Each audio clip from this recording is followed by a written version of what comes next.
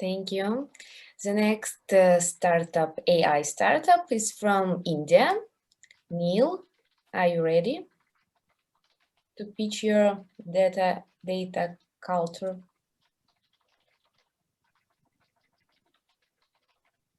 Hi, this is Sujoy from Datacultr. Let me get my screen up. Cool. So Datacultr is a debt collection and a risk mitigation platform for lenders. And we do this via smartphone collateralization. We are all about new to credit, and that's the opportunity that we actually see. New to credit customers, are perceived to be high risk. They're definitely not high risk, but they're perceived to be high risk because they don't have credit scores, they don't have documentation, they don't have any assets altogether. Probably the smartphone that they intend to buy is the first asset that they actually have. Also, for lenders, these consumers are difficult to communicate with, location-wise, language-wise, and obviously, there is a lot of expense that kind of comes in terms of, having a very, very fine, solid outreach program. So those are the two reasons why, financial institutions, even though that, it's a $200 billion annual opportunity just in the emerging markets, don't really go after the new to credit customer base altogether. Now, Datacultr really reprioritizes the concept of repayments. And we do this by, data-driven interventions. We have an application that sits on a smartphone and collateralizes this. When I say collateralize, it means that, it gives the lender, access to the smartphone to be able to communicate, to take some, data-driven actions, and, essentially converting this into, an asset which is virtually collateralized in an unsecured environment. Now, beyond this, we actually have engagement models which allow us to communicate, and continuously, refine, our approach towards communication to these customers, and we kind of, manage and automate the entire outreach program. So we digitize, the entire process. We have a whole bunch of formats that, we can communicate with. But having said that, the entire concept is to be able to push and nudge the customer to come back and repay on time. And we do this by, one, communication, but secondly, we also take certain actions. We can actually take certain actions on the device itself. So for example, we could actually put a wallpaper reminder on a smartphone and say that, hey, your loan is due, go back and pay, and you won't be able to change this wallpaper till you actually make, this payment. Or we block certain applications off the device. Now, when I say we are a lender's platform. So we sit completely behind the lender.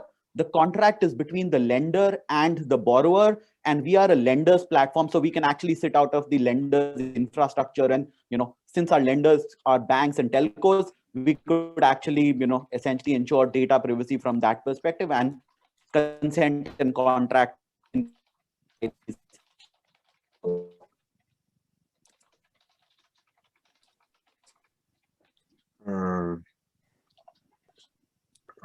Can't hear. We lost him. Can't hear anything. So what we've actually been able to reduce defaults and collection costs. I'm sorry, you muted for 20 seconds. Hi. You lost the connection and you were muted for 20 seconds. Could you repeat, please, your previous? Sure, sorry. So what I was saying is that we're actually a lender's platform. We sit behind, the lender, in which case, these are banks and telecom operators who operate in the smartphone financing segment. And therefore, privacy concerns are taken care of, contractual consent concerns are taken care of by that route. But having said that, we take these actions in terms of, being able to block certain applications, which kind of prompt the customer to come back and pay, or in an extreme scenario, lock a particular device. Customers probably not paid for over 30 days or 60 days as well. So some numbers, for us, the non-performing loans on our platform has actually come down. For example, India, which, where we're based out of, has come down from 9.1%, which is the market average, to under 3%.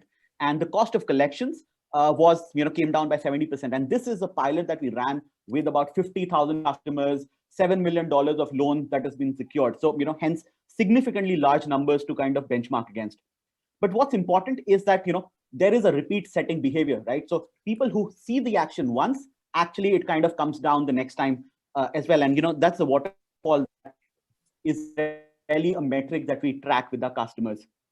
We're live, we've been live for the last 18 months. We're live with, some of the largest NBFCs, two of the largest NBFCs in India, live with the largest telecom operator in Malaysia.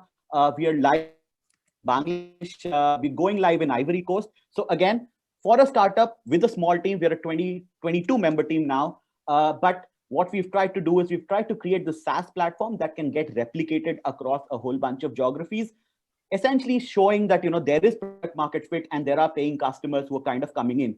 So we actually today secure about 2,000 new loans every day, which is currently about 120K loans that have come onto the platform. So about $24 million of loans that we've secured. Thank you, Neil. We need to switch to the Q&A. Sure. So let's start. Hi, Neil, I have a question regarding the traction. Mm-hmm. So first of all, how are you monetizing? And what is the current revenue, if you have any? Sure. So we actually get paid for every loan that comes onto the platform. The average ticket size is about $3. For us, we closed, last year, which was slightly slow because of COVID, etc., etc. But we're now starting to pick up. We closed last year at about $100,000 in terms of revenue, and this year, hopefully, all goes well with the pipeline of customers that we have. We should be at about $8 to $10 million by the end of 2021. Mm-hmm. So the turnover was 100,000, and what was the gross profit? So gross profit. So starting January, we will be operationally profitable. Excluding product development costs that have gone in. Gross profits about 40% at the moment, because a lot of our spend is in terms of R&D, and now we're actually trying to reinvest that back in trying to grow the team. Mm-hmm. So we've actually also taken up a little bit of investment, with Seed Stars and Dubai FinTech Ventures. So that's also kind of essentially helping us increase our team and, also ensuring that, we can hire the right quality of talent as we go ahead. Mm-hmm. And is the marketing related to actions that the lenders take? So is the lender that is providing the app to their clients, or how does it work from a customer acquisition point of view? So, for example, in India, we work with the largest, non-banking financial entity. Now, this non-banking financial entity already has presence at about 100,000 retail points across the country. And this is the largest. We also work with the fourth largest, which adds another incremental reach. So acquisition of customers, the actual borrower, is already happening. What we are doing is we are adding another layer of technology to these lenders, which can essentially help them secure assets, or virtually secure assets that they're lending for, smartphones in this case. And therefore, it's about us having that tie up with this particular NBFC, or let's say in Malaysia, for example, with a telecom operator who's in the smartphone financing business, and use that as a leverage to kind of get more customers on board. So it's really about us having that partnership in with the lender, and the lender actually gets the borrowers in because they're already enabled at retail. Mm-hmm. So it's the lender who's paying you the fee, the $3 fee, because they are reducing the risk. Absolutely. And how does it work? Does the user must have the application, or it's an optional? It's essentially a condition to the loan being disbursed to the customer. So okay. The user actually signs an agreement saying that they have to have the application on the device, and it's undeletable for the tenure of the loan. So the customer cannot actually jailbreak his device. So we put in a lot of effort in terms of ensuring security of our device that we are on, and that's really the secret sauce, if you really look at it, because going down to a layer which is new to smartphones, sometimes they don't want to pay as well. So you have to ensure the device that you're securing is actually secure from the lender's perspective. So it's mandatory. And now just maybe a strange question, but how did you get to Home Credit as a client? Home Credit, so we're based out of India. So Home Credit is the #2 player in India, and we work with the #1 and the #4. So Home Credit is somewhere, we started off, we did a small pilot with them, and now we're actually trying to convert that pilot into a much larger go-to-market activity. Just because, in India, the top four NBFCs, kind of control about 85% of the entire smartphone financing market, and we already have about 50% of the market share. So assumption is that the others would actually also adopt the platform. Okay, thanks. Thank you, Neil. I'm sorry. Can I ask one question? Yes, please. Yes, please. Neil, why can't other NBFCs copy your model? And could you practically walk me through your collateralizing smartphone data to reduce the risk of repayment for new customers? Could you please answer both these questions? So we actually work with. So we're not an NBFC, right? So we are a technology platform for the NBFC. So we actually work with NBFCs to kind of reduce their risk, right? So and they can do that on their own as well, right? So again, Okay, so the interesting part is, we've actually built technology which is twofold.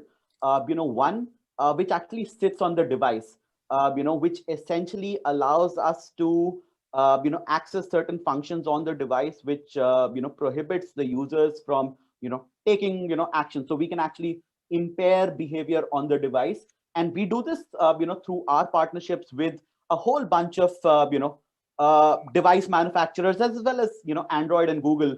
So we're global partners to Google from that perspective, and we use device specific capabilities, OEM specific capabilities, cloud specific capabilities to create a rich set of a uniform view which can actually have and which the NBFC can actually use or leverage to take certain actions on the device, create journeys, kind of reduce their risk using our platform. So that's one.